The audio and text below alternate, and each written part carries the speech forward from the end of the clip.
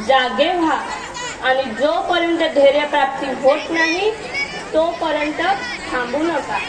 तुम्ही स्वतःचेच भाग्य विधाते आहात. स्वतःला कमजोर समजणे हे पाप आहे.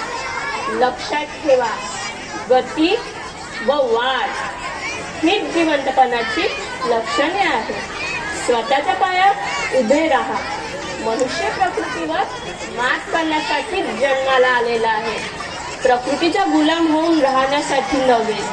मी हे करू शकत नाही असे कधीही म्हणू नका, कारण तुमच्या अंतर्मनात प्रचंड शक्ती आहे. या शक्तीच्या जोरावर तुम्ही अशक्य काम ते शक्य करून दाखवू शकता. धाडसी बना. लांब जाण्याचे धाडसे तुमच्या जीवनात एक नवीन दिशा प्राप्त करून देईल. तुमचा विकास आतून झाला पाहिजे. तुम्हाला कोणी शिकू शकत नाही, कारण तुमचा आत्मक्ष हाच तुमचा खरा शिक्षक आहे. हे जग एक व्यायामशाळाच आहे, जिथे आपण स्वतःला शक्तिशाली बनवले पाहिजे, अशक्याला शक्य केले पाहिजे. ध्यानात असू द्या. भारत माता की जय. भारत माता की जय. धन्यवाद.